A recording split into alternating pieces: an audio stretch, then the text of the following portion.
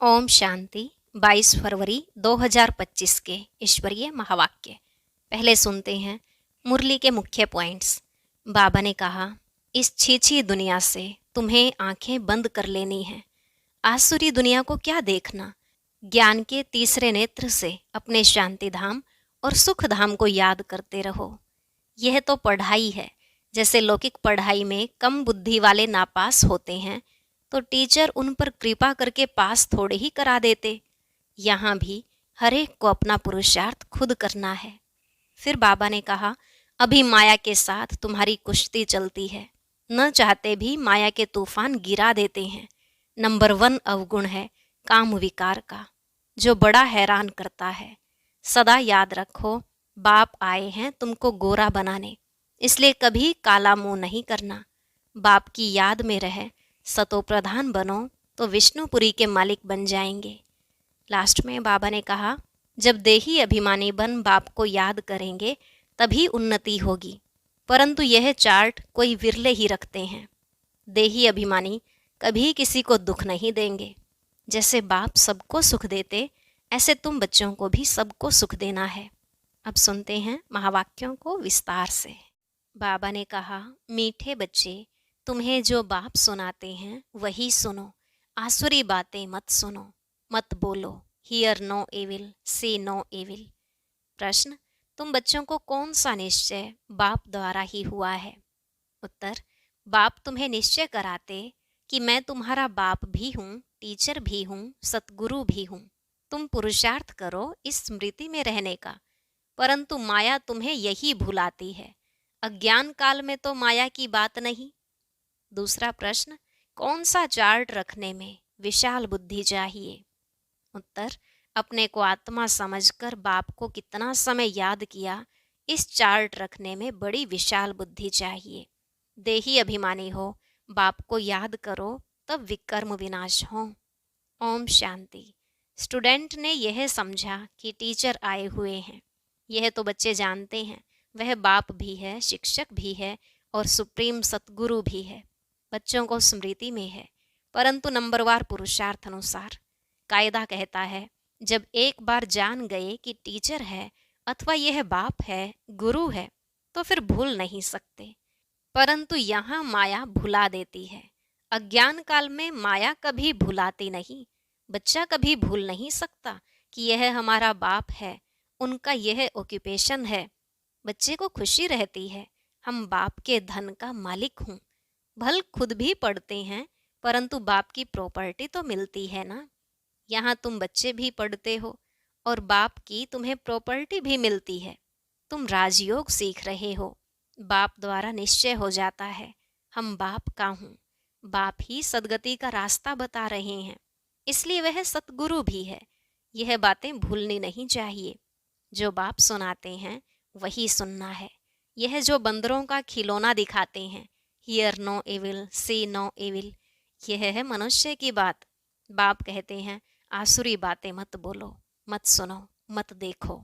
Here no evil, यह पहले बंदरों का बनाते थे, अभी तो मनुष्य का बनाते हैं।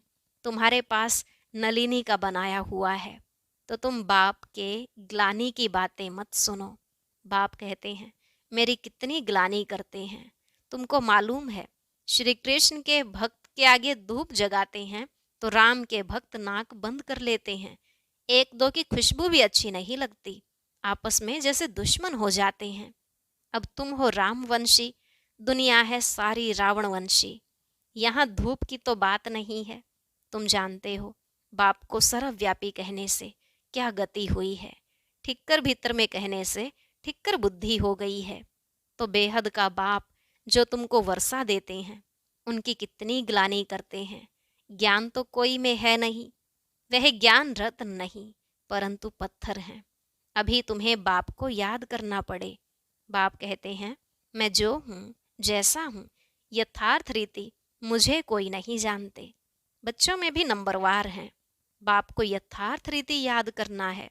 वह भी इतनी छोटी बिंदी है, उनमें यह सारा पार्ट भरा हुआ है। बाप को यथार्थ रीति जानकर याद करना है, अपने को आत्मा समझना है। भल हम बच्चे हैं, परंतु ऐसे नहीं कि बाप की आत्मा बड़ी, हमारी छोटी है? नहीं। भल बाप नॉलेजफुल है, परंतु आत्मा कोई बड़ी नहीं हो सकती। तुम्हारी आत्मा में भी नॉलेज रहती है, परंतु नंबरवार। स्कूल में भी नंबरवार पास होते हैं ना। 0 मार्क कोई की नहीं होती, कुछ न कुछ मार्क्स ले लेते हैं। बाप कहते हैं, मैं जो तुमको यह ज्ञान सुनाता हूँ, यह प्रायलोप हो जाता है। फिर भी चित्र हैं, शास्त्र भी बनाए हुए हैं। बाप तुम आत्माओं को कहते हैं, हियर नो इविल। इस आसुरी दुनिया को क्या देखना है? इस छीछी दुनिया से आंखें बंद कर लेनी है। अब आत्मा को स्मृति आई है, यह है पुरानी दुनिया, इनसे क्या कनेक्शन रखना है? आत्मा को स्मृति आई है कि इस दुनिया को देखते भी नहीं देखना है। अपने शांति धाम और सुख धाम को याद करना है। आत्मा को ज्ञान का तीसरा नेत्र मिला है, तो यह सिमरण करना है। भक्ति मार्ग में भी सवेरे उठकर माला फेरते हैं। सवेरे का मुहूर्त अच्छा समझते हैं। ब्राह्मणों का मुहूर्त है। ब्रह्मा भोजन की भी महिमा है। ब्रह्म भोजन नहीं, ब्रह्मा भोजन। तुमको भी ब्रह्मा कुमारी के बदले ब्रह्म कुमारी कह देते हैं, समझते नहीं हैं। ब्रह्मा के बच्चे तो ब्रह्मा कुमार कुमारियां होंगे ना। ब्रह्म तो तत्व है, रहने का ठिकाना है, उनकी क्या महिमा होगी? बाप बच्चों को उल्हना देते हैं। बच्चे, तुम एक तरफ तो पूजा करते हो, दूसरी तरफ फिर सबकी ग्लानि करते हो। ग्लानि करते करते तमो प्रधान बन पड़े हो। तमो प्रधान भी बनना ही है। चक्र रिपीट होगा। जब कोई बड़े आदमी आते हैं तो उनको चक्र पर जरूर समझाना है। यह चक्र 5000 वर्ष का ही है। इनके ऊपर बहुत अटेंशन देना है। रात के बाद दिन जरूर होना ही है। यह हो नहीं सकता कि रात के बाद दिन न हो। कलयुग के बाद सतयुग जरूर आना है।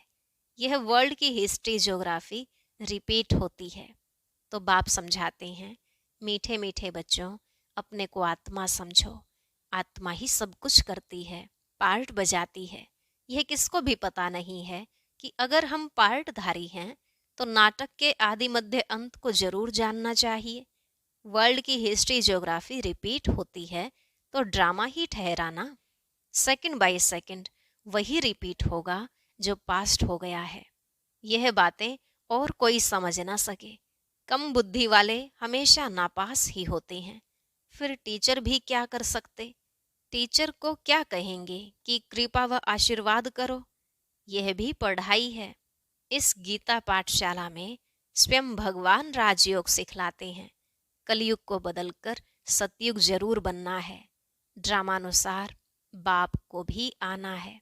बाप कहते हैं, हम कल्प कल्प संगम युगे आता हूँ। और कोई थोड़े ही कह सकते हैं कि हम सृष्टि के आदि मध्य अंत का ज्ञान सुनाने आया हूँ। अपने को शिवोहम कहते हैं, उससे क्या हुआ? शिव बाबा तो आते ही हैं पढ़ाने लिए, सहज राजयोग सिखलाने लिए। कोई भी साधु संत आदि को शिव भगवान नहीं कहा जा सकता। ऐसे तो बहुत कहते हैं, हम कृष्ण हैं, हम लक्ष्मी नारायण हैं। अब कहाँ वह श्री कृष्ण सतयुग का प्रिंस, कहाँ यह कलयुगी पतित? ऐसे थोड़े ही कहेंगे इनमें भगवान है। तुम मंदिरों में जाकर पूछ सकते हो, यह तो सतयुग में राज्य करते थे, फिर कहाँ गए? सतयुग के बाद जरूर त्रेता द्वापर कलयुग हुआ। सतयुग में सूर्यवंशी राज्य था, त्रेता में चंद्रवंशी। यह सब नॉलेज तुम बच्चों की बुद्धि में है। इतने ब्रह्मा कुमार कुमारियां हैं, जरूर प्रजापिता भी होगा। फिर ब्रह्मा द्वारा मनुष्य सृष्टि रचते हैं। क्रिएटर ब्रह्मा को नहीं कहा जाता, वह फिर गॉड फादर है। कैसे रचते हैं वह तो बाप सम्मुख ही बैठ समझाते हैं। यह शास्त्र तो बाद में बने हैं। जैसे क्राइस्ट ने समझाया, उनका बाइबल बन गया। बाद में बैठ गायन करते हैं। सर्व का सदगति दाता, सर्व का लिबरेटर, पतित पावन एक बाप गाया हुआ है। उनको याद करते हैं कि हे गॉड फादर, रहम करो। फादर एक होता है, यह है सारे वर्ल्ड का फादर। मनुष्यों को पता नहीं है कि सर्व दुखों से लिबरेट करने वाला कौन है। अभी सृष्टि भी पुरानी, मनुष्य भी पुराने तमोप्रधान है। यह है ही iron aged world. Golden age था ना, फिर होगा जरूर। यह विनाश हो जाएगा, वर्ल्ड वार होगी, अनेक कुदरती आपदाएं भी होती हैं। समय तो यही है। मनुष्य सृष्टि कितनी वृद्धि को पाई हुई है। तुम तो कहते रहते हो भगवान आया हुआ है। तुम बच्चे सभी को चैलेंज देते हो कि ब्रह्मा द्वारा एक आदि सनातन देवी देवता धर्म की स्थापना हो रही है। ड्रामानुसार सब सुनते रहते हैं, दैवी गुण भी धारण करते हैं। तुम जानते हो हमारे में कोई गुण नहीं था। नंबर 1 अवगुण है काम विकार का, जो कितना हैरान करता है। माया की कुश्ती चलती है, न चाहते भी माया का तूफान गिरा देता है। आयरन एज तो है ना, काला मुंह कर देते हैं, सांवरा मुंह नहीं कहेंगे। श्री कृष्ण के लिए दिखाते हैं, सर्प ने डसा तो सांवरा हो गया। इज्जत रखने के लिए सांवरा कह दिया है, काला मुंह दिखाने से इज्जत चली जाए। तो दूर देश निराकार देश से मुसाफिर आते हैं। आयरन एज्ड दुनिया काले शरीर में आकर इनको भी गोरा बनाते हैं। अब बाप कहते हैं तुमको फिर सतो प्रधान बनना है। मुझे याद करो तो विकर्म विनाश होंगे और तुम विष्णुपुरी के मालिक बन जाएंगे। यह ज्ञान की बातें समझने की हैं। बाबा रूप भी है तो बसंत भी है, तेजो में बिंदु रूप है, उनमें ज्ञान भी है। नाम रूप से न्यारा तो है नहीं, उनका रूप क्या है यह दुनिया नहीं जानती। बाप तुमको समझाते हैं। मुझे भी आत्मा कहते हैं, सिर्फ सुप्रीम आत्मा। परमात्मा सो मिलकर हो जाता परमात्मा। बाप भी है, टीचर भी है, कहते भी हैं नॉलेजफुल। वह समझते हैं नॉलेजफुल अर्थात सबके दिलों को जानने वाला है। अगर परमात्मा सर्वव्यापी है तो फिर सब नॉलेजफुल हो गए। फिर उस एक को क्यों कहते? मनुष्यों की कितनी तुच्छ बुद्धि है, ज्ञान की बातों को बिल्कुल नहीं समझते। बाप ज्ञान और भक्ति का कॉन्ट्रास्ट बैठ बताते हैं। पहले है ज्ञान दिन सतयुग त्रेता, फिर है द्वापर कलयुग रात। ज्ञान से सद्गति होती है। यह राजयोग का ज्ञान हठयोगी समझा न सके, न गृहस्थी समझा सकेंगे, क्योंकि अपवित्र हैं। अब राजयोग कौन सिखलावे? जो कहते हैं मामेकम याद करो तो विकर्म विनाश हो। निवृत्ति मार्ग का धर्म ही अलग है, वह प्रवृत्ति मार्ग का ज्ञान कैसे सुनाएंगे? यहाँ सब कहते हैं गॉड फादर इज ट्रुथ, बाप ही सच सुनाने वाला है। आत्मा को बाबा की स्मृति आई है, इसलिए हम बाप को याद करते हैं कि आकर सच्ची सच्ची कथा सुनाओ, नर से नारायण बनने की। यह तुमको सत्यनारायण की कथा सुनाता हूं ना। आगे तुम झूठी कथाएं सुनते थे, अभी तुम सच्ची सुनते हो। झूठी कथाएं सुनते सुनते कोई नारायण तो बन नहीं सकता, फिर वह सत्यनारायण की कथा कैसे हो सकती? मनुष्य किसको नर से नारायण बना ना सके। बाप ही आकर स्वर्ग का मालिक बनाते हैं। बाप आते भी भारत में हैं, परंतु कब आते हैं यह समझते नहीं हैं। शिव शंकर को मिलाकर कहानियां बना दी हैं। शिव पुराण भी है, गीता कहते हैं श्री कृष्ण की, फिर तो शिव पुराण बड़ा हो गया। वास्तव में नॉलेज तो गीता में है। भगवानुवाच मन मना भव, यह अक्षर गीता के सिवाय दूसरे कोई शास्त्रों में हो नहीं सकते। गाया भी जाता है सर्वशास्त्रमयी शिरोमणि गीता, श्रेष्ठ मत है ही भगवान की। पहले पहले यह बताना चाहिए कि हम कहते हैं थोड़े वर्ष के अंदर नई श्रेष्ठाचारी दुनिया स्थापन हो जाएगी। अभी है भ्रष्टाचारी दुनिया। श्रेष्ठाचारी दुनिया में कितने थोड़े मनुष्य होंगे, अभी तो कितने ढेर मनुष्य हैं। उसके लिए विनाश सामने खड़ा है। बाप राजयोग सिखला रहे हैं। वर्षा बाप से मिलता है, मांगते भी बाप से हैं। कोई को धन जास्ती होगा, बच्चा होगा, कहेंगे भगवान ने दिया, तो भगवान एक हुआ ना, फिर सब में भगवान कैसे हो सकता? अब आत्माओं को बाप कहते हैं मुझे याद करो, आत्मा कहती है हमको परमात्मा ने ज्ञान दिया है, जो फिर हम भाइयों को देते हैं। अपने को आत्मा समझकर बाप को कितना समय याद किया, इस चार्ट रखने में बड़ी विशाल बुद्धि चाहिए। देही अभिमानी हो, बाप को याद करना पड़े, तब विकर्म विनाश हो। नॉलेज तो बड़ी सहज है, बाकी आत्मा समझ बाप को याद करते अपनी उन्नति करनी है। यह चार्ट कोई विरले रखते हैं। देही अभिमानी हो, बाप की याद में रहने से कभी किसको दुख नहीं देंगे। बाप आते ही हैं सुख देने, तो बच्चों को भी सबको सुख देना है, कभी किसको दुख नहीं देना है। बाप की याद से सब भूत भागेंगे। बड़ी गुप्त मेहनत है। अच्छा, मीठे मीठे सिकिलधे बच्चों प्रति माता पिता बाप दादा का याद प्यार और गुड मॉर्निंग। रूहानी बाप की रूहानी बच्चों को नमस्ते। रूहानी बच्चों की रूहानी बाप दादा को नमस्ते नमस्ते, गुड मॉर्निंग, शुक्रिया बाबा, शुक्रिया। धारणा के लिए मुख्य सार। पहला पॉइंट, इस आसुरी छीछी दुनिया से अपनी आंखें बंद कर लेनी है। यह पुरानी दुनिया है, इससे कोई कनेक्शन नहीं रखना है, इसे देखते हुए भी नहीं देखना है। दूसरा, इस बेहद ड्रामा में हम पार्टधारी हैं।